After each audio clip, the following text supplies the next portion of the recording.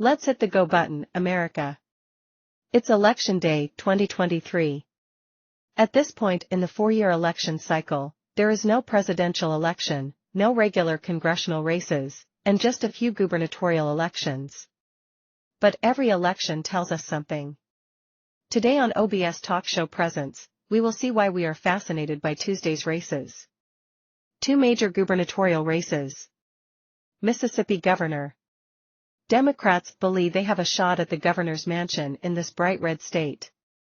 Public Service Commissioner Brandon Presley, who is socially conservative, pledges to expand Medicaid, has native author John Grisham in his corner and is, also, a cousin of Elvis Presley. Incumbent Republican Governor Tate Reeves has stumbled in fundraising and popularity recently. There's a multi-million-dollar welfare scandal that has followed the governor, something Reeves has denied and Presley has featured in his campaign ads.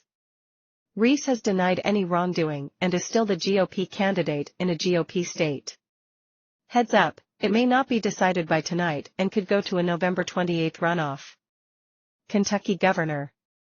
Another test of Democrats in red states. The Cook Political Report with Amy Walter gives incumbent Democratic Governor Andy Beshear the advantage over Republican challenger and State Attorney General Daniel Cameron, but notes that the endorsement of former President Donald Trump in the race could motivate the GOP base. If Cameron is elected, he will be the first black Republican governor since Reconstruction. Abortion on the ballot. Ohio votes on abortion in a nationally watched election. Ohioans have a direct test of abortion views, voting on an amendment to the state constitution that would codify an individual right to one's own reproductive medical treatment.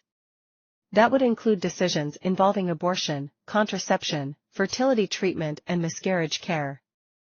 The measure, known as Issue 1, would in particular allow abortions up to the point at which a fetus is viable outside the womb, as determined by the physician charged with care.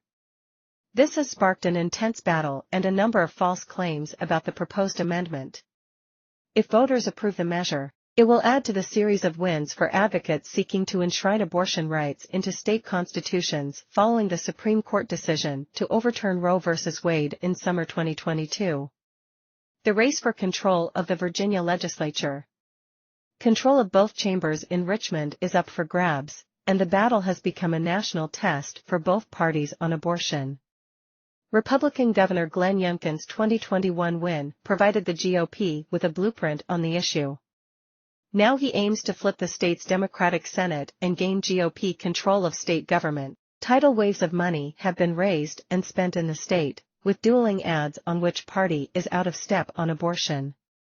An open seat on Pennsylvania's Supreme Court. The Keystone State will vote on an open seat on its Supreme Court. This race won't change the overall tilt of the court, which at the moment is composed of 4 Democrats and 2 Republicans. But it could open up the possibility of that happening in a future election. The state's Supreme Court has long been a key arbiter of abortion limits, and this has become one of the most expensive high court races in state history. Also on the ballot. Age. Texans will vote on a proposed state constitutional amendment to raise the mandatory retirement age of state judges from 75 to 79. Marijuana.